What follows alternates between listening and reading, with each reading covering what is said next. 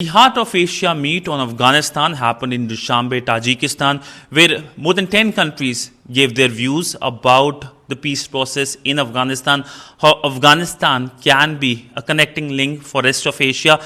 With me is Afghanistan's envoy to New Delhi to talk about this meeting and many other things. Sir, welcome to Beyond. My first question to you is an obvious one. This meeting which happened, how crucial this meeting is for peace in Afghanistan so that Afghanistan becomes a prosperous, stable country? Thank you. It's the meeting in Dushanbe takes place at a very important time for us.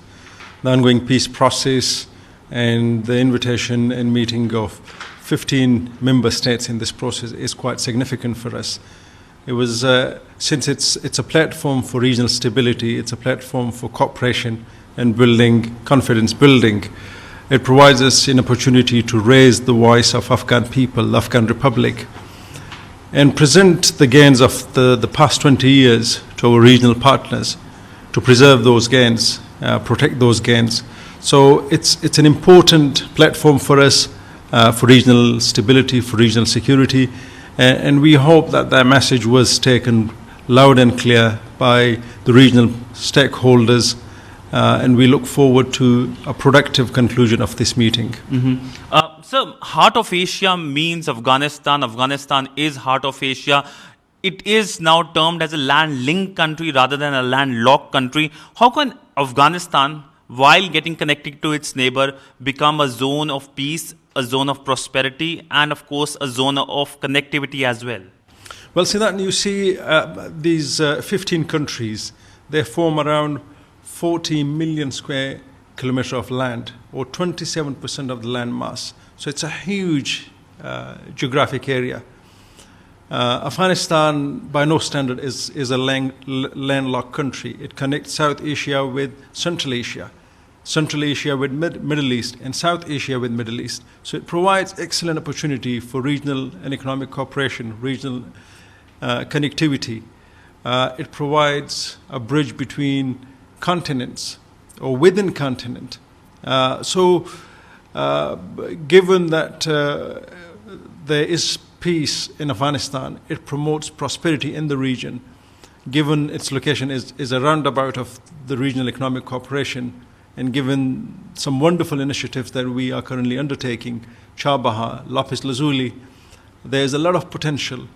There are different surveys done by international entities that should some of these initiatives operationalize in the next decade or the decades to come, the economic situation of the whole region would prosperous, would change in GDP of the region, income per capita. All those measures are going to positively get impacted. So we look forward to the rather proactive cooperation of responsible states in the region to get to that stage where the local or the inhabitant of this region deserve to get economic benefits from those activities. So, you just recently took charge. How has been your stay, in a sense, since taking charge here in Delhi? Recently, we saw the visit of the Afghan foreign minister as well. So, how are you finding New Delhi as? Well, New Delhi is one of the most important capitals for us, given the fact that India is our most strategic partner in the region, the largest contributor to Afghanistan development. New Delhi is very important to us. It's not only important to the government, but our relationship people to people existed for centuries. My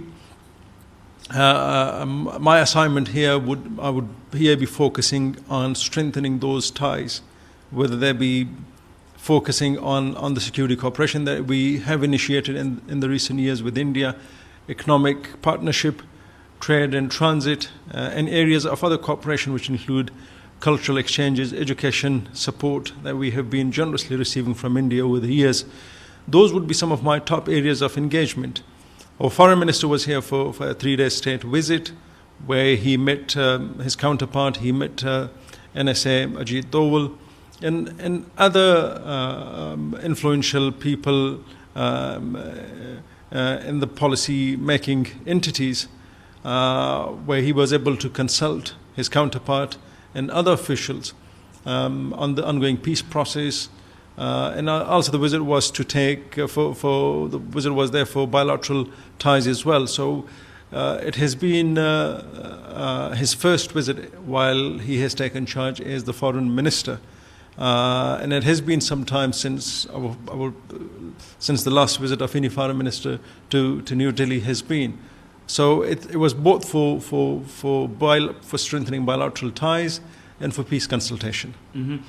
So how do you see India's role when it comes to the Afghan peace process? Your foreign minister was here.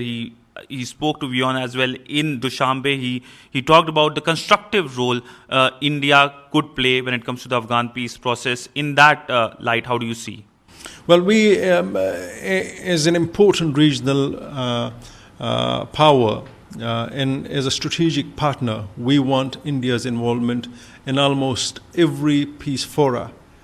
Whether it's Troika, whether it's the UN facilitated sitting in the region, whether it's the Turkey process, wherever there is engagement or talks on Afghan peace process, we want India's presence to be there. For the reason why we want India's presence is that India has always adopted a very principled approach to support the people of Afghanistan, to support republic, democratic values, issues significant to the Afghan people, from human rights and preserving democratic gains to individual liberty, to women's rights, minorities' rights. So India has been a critical and key supporter in all those gains, in all those areas. And we, the Afghan people, the Afghan government, would want a strong ally like India in all those processes. We hope that India would be given its rightful place in all those talks, in all those meetings. And I'm sure that this would be the case as we go along into other processes in the future. Mm-hmm. And how do you see India's role when it comes to a country that is helping build infrastructure, capacity building, connectivity in terms of infrastructure? We saw recently the Shahtut Dam being announced. Well, if you ask any ordinary Afghan the role of India, they may be in a better position to tell you what's some of the great work that India has been doing. From Dilaram to Zaranj, from Shahtut to building Afghan parliament, from initiating Char Bahan to small-scale projects across 34 provinces. India has been doing some wonderful initiatives for the Afghan people. If you look at the Indian universities here in India, we have more than 60,000 graduates. Mm-hmm. Almost 20,000 Afghan presently studying at Indian universities. Nowhere in the region or in the world had that many Afghan students. Mm-hmm. Those people are contributing to nation building. They are contributing to state building. India is contributing to state building in Afghanistan in so many ways, not only by gifting us development projects or by providing us COVID vaccinations, but also through educating our youth, investing in the future of Afghanistan. And it's incredible to see the belief that the Indian leadership has on the youth of Afghanistan, the youth which have been ignored for way too long by different actors. India has been investing on them. Mm-hmm. So we are grateful for that support, and we hope that would continue for as long as we need. Mm-hmm. So my last question to you.